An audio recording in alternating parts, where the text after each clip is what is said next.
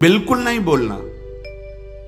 अगर श्री जी के चरणारविंद का प्रेम प्राप्त करना है, बहुत कोई पूछे तुमसे कि तुम क्यों हंसते खेलते नहीं हो, बात नहीं करते हो, बिल्कुल नहीं बताना। मेरे प्रभु जानते हो मुझे पुष्ट कर देंगे, मुझे किसी के सहयोग की जरूरत नहीं है। तुम किसी से किसी भी तरह की मांग मत करो, प्रेम रस के पथिक हो। जैसी परिस्थिति में श्री जी आपको रख रही, संतुष्ट रहो। आपसे हम प्रार्थना कहते हैं, आप जितेंद्रिय नहीं हो, आप पवित्र नहीं हो, आप बुद्धिमान नहीं हो, आपका मन नहीं लगता, बिल्कुल कोई बात नहीं। जबान से बोलो, जबान से ये जान जाओगे, मत्तः परतरम नान्यत किंचिदस्ति धनंजय। भगवान श्री कृष्ण कह रहे मेरे सिवा किंचन मात्र कुछ नहीं। तो चरणों में प्रणाम करो, उनमें भोग बुद्धि मत करो। मुख की तरफ काम भाव से देखोगे तो तुम्हारा पतन हो जाएगा। इसलिए कह रहे हैं संभाष्य नैव क्वचित विषयिणः। भगवत मार्ग के पथिक की रहनी है विषयी पुरुष से, प्रपंची पुरुष से, तार्किक पुरुष से, नास्तिक पुरुष से संभाषण भी नहीं करना, उत्तर भी नहीं देना, राधे श्याम का उत्तर भी नहीं देना। समझ में एक बार आ गया, ये तर्क वितर्क करते हैं, भगवत विमुक्ता इनकी प्रधान वृत्ति है, तो प्रणाम बोले राधे श्याम, उत्तर ने दिया, मन में खूब नाम जप करो, उत्तर दोगे बातचीत होगी। संभाष्य नैव क्वचित, बिल्कुल नहीं बोलना। अगर श्री जी के चरणारविंद का प्रेम प्राप्त करना है, अगर आपकी बातचीत करने की बहुत शौक है, तो अपने कुटिया में विराजमान छवि जो लाल बिहारी जी की है, उनसे बात करो। उनको अपना हृदय का जो विरह है, जो प्रेम है, जो पीड़ा है, जो मांग है, उनके सामने रखो, किसी और से नहीं। रही मन मन की मन व्यथा रखिए मन में गोए, सुन इठले हैं लोग सब बांट न ली है कोई। मत कहो किसी से अपनी बात, शांत रहो, गंभीर रहो, हृदयाराध्य युगल सरकार से अपनी बात कहो, वो समर्थ हैं आपकी बात सुनेंगे।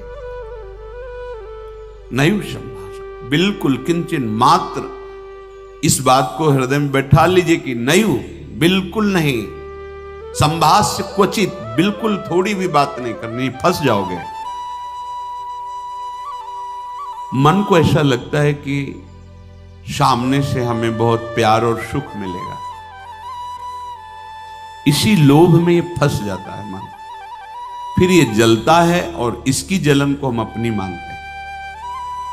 जब संभाषण करते हैं तो जो हम देखते हैं, सुनते हैं, बोलते हैं, उसका मनन होता है, स्वाभाविक उसका मनन होगा, आपका हृदय मलिन हो जाएगा ऐसे लोगों के संभाषण से।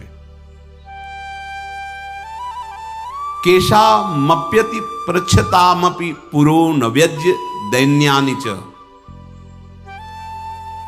बहुत कोई पूछे तुमसे कि तुम क्यों हंसते खेलते नहीं हो, बात नहीं करते हो, तो ये नहीं कहना कि हम भजन में लगे रहते हैं, बिल्कुल नहीं बताना। आपकी गंभीरता का रहस्य कोई जान न पावे, पर वो प्रापंचिक नहीं होनी चाहिए, भागवती। प्रापंचिक गंभीरता, उदासीनता है, ये नष्ट करने वाली होगी। क्यों? क्योंकि धीरे धीरे मन तुम्हारा कमजोर होता चला जाएगा, बुद्धि तुम्हारी कमजोर होती चली जाएगी, क्योंकि प्रपंच का चिंतन हो रहा है। आगे चल के जिसे डिप्रेशन कहते हैं वही आ जाएगा। भागवतिक, भगवत चिंतन परायण, गंभीर, कोई जान न पावे तुम क्यों रो रहे हो, तुम क्यों उदास रहते हो, तुम क्यों गंभीर रहते हो, शांत।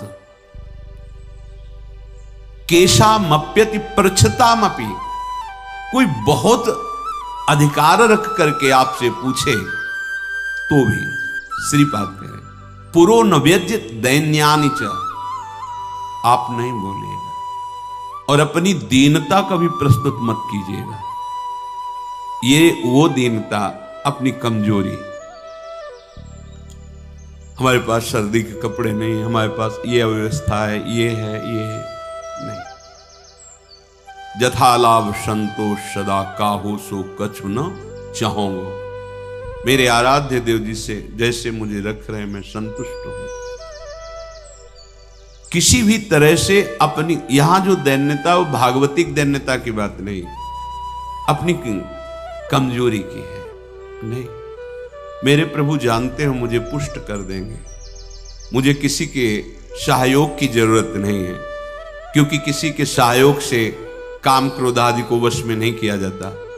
ये भगवत कृपा पात्र जन भगवत स्मरण परायण होकर इस पर विजय प्राप्त करते हैं। कहने से कुछ होगा नहीं और दुरुपयोग हो सकता है, आपका उपहास हो सकता है। बहुत पूछने पर भी अपने हृदय की बात ना बतावे, हृदयाराध्य से ही बतावे, और अपनी किसी भी तरह की कमी को किसी ऐसे सबके नहीं। मेरा मन भजन में नहीं लगता, मुझे काम सताता है, मुझे ईर्ष्या है, मुझे द्वेष है, क्या हो जाएगा इससे? उसकी सत्ता पुष्ट हो रही है। नहीं, यागमा पाइनो अनित्य, आसाने जाने वाले नहीं। राधा राधा राधा, बने तो रघुबर ते बने, बिगड़े तो भरपूर, तुलसी औरन ते बने ता बनवे पे धूर। ध्यान रखो, कह रहे हैं न व्यज्य दैन्यानि च, किसी भी तरह से आपके अंदर जो भाव है वो बाहर वाले को पता नहीं चलना चाहिए। भागवतिक मार्ग के पथिक हो। ये गुप्त धन भगवदानंद का छुपाने से बढ़ता है, छपाने से नष्ट होता है। जो हमारी कमजोरियां हो हमारे गुरुदेव जानते हैं, हमारे इष्ट देव जानते हैं, वो ठीक कर देंगे। हमें किसी के सामने ये दैन्य प्रस्तुत नहीं करना है, गंभीर शांत। और वास्तविक दैन्य तो बना ही रहता है, क्योंकि जब आप भजन कर रहे हैं, भगवत दासत्व है, तो छोटी सी भी कमी हृदय को जलाती रहती है और ऐसा लगता है कि ये सब हमको संत समझते हैं, पर मैं कितना अधम हूं ये नहीं जानते। वो हृदय ऐसा होता है। कितने बड़े महापुरुष जिनकी अंतर्दृष्टि में निरंतर लीला चल रही, वो कह रहे हैं मौसम कौन कुटिल खल कामी। कहां दैन्यता चरम अवस्था में विराजमान। गोस्वामी जी कह रहे जो मैं अपने अवगुण कहूं, बाढ़ई कथा पार नहीं लाऊं। नासाम कस्य चिदाद दधन्न च दधत दोषान यथा लाभतः।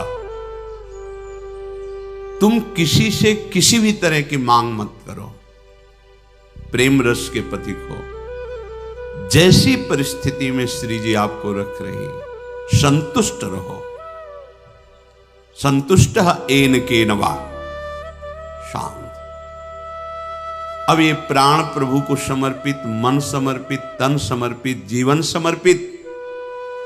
अब चाहे वो प्रेम रस दे या जलावे, आपकी मर्जी, आपके चरणों में समर्पित है।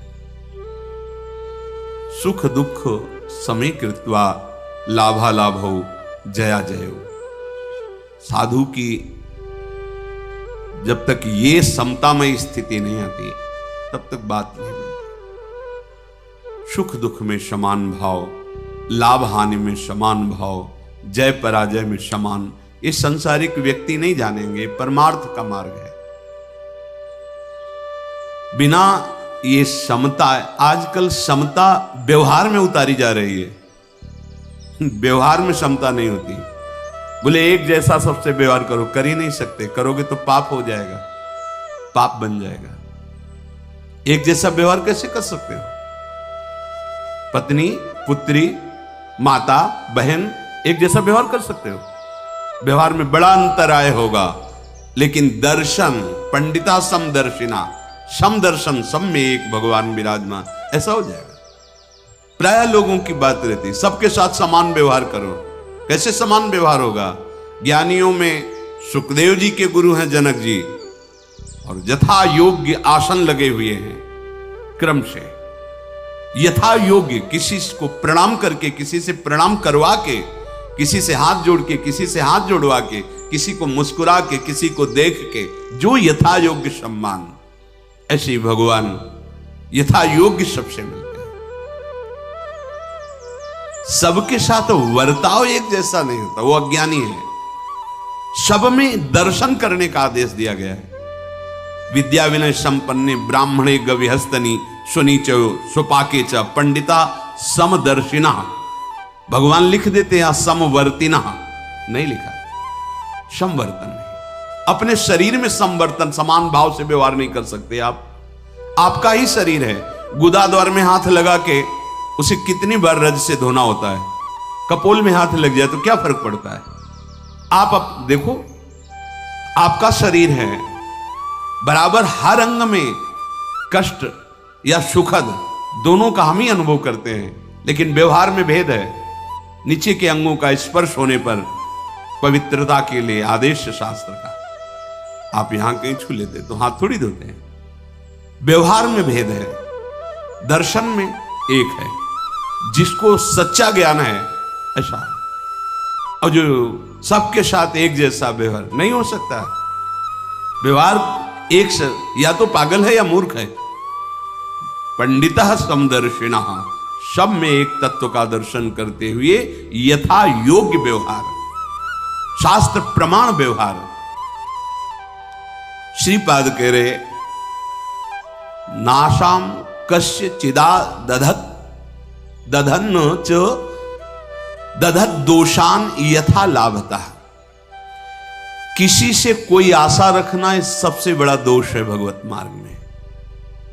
खुली बात संतों ने, आशा एक राम जी से दूजी आशा छोड़ दे। महाप्रभु हरिवंश चंद्र जी के आशास्य दास्यम वृषभानुजायास। केवल हमारी आशा श्री लाडली जी महाराज के चरणों से है, अन्य से, व्यक्ति से आशा फिर कैसे। ये बड़ा दोष है उपासक, यही कमी हो रही हमारी रहने में। इसीलिए राधा चरणारविंद का प्रेम हृदय में प्रकाशित नहीं हो रहा। और किसी के प्रति भी हमें दोष भाव नहीं रखना है, भगवत भाव रखना है। पूरी सृष्टि में एक भी व्यक्ति हमारा दुश्मन नहीं होना चाहिए। जब तक ऐसा रहेगा तब तक भगवत साक्षात्कार नहीं होगा। कई बार सत्संग में चर्चा सुनाई है लाला बाबू जी की, कि रंगनाथ जी के सेठ जी से पूर्व व्यापार आदि में द्वेष था, तो वृंदावन आने पर भी वो द्वेष सुरक्षित रहा। जब गुरुदेव से कहते कि जो अनुराग का मंत्र है, विरक्त भेष है प्रगट में गुरु प्रदत्त, वो प्रदान रहते थे ऐसी एक लमोटी लगा के। बड़े धनी मानी पुरुष थे, सब त्याग, पर वो कहते अभी नहीं, अभी नहीं, तुम्हारे हृदय में अभी। समझ गए, जांचा अपने को। जब गुरुदेव की दृष्टि आपके प्रति शासन भरी हो तो वहां बार बार विनय करके पूछने की जरूरत नहीं। आप एकांत में बैठकर चिंतन कीजिए, आपको उत्तर मिल जाएगा आप कहां गलत हो, पक्का। क्योंकि वो हृदय में ही बैठे हैं, उनसे बार बार पूछने की जरूरत नहीं, हमसे क्या गलती हुई बता दो, हम सुधार करेंगे। नहीं, आप उनको साक्षी करके बैठो एकांत में, केवल वही बात तुम्हारे सामने आएगी जो सुधार करना है। यदि सच्चे शरणागत हो तो वही बात बार बार दिमाग में, अच्छा ये गलती है हमसे।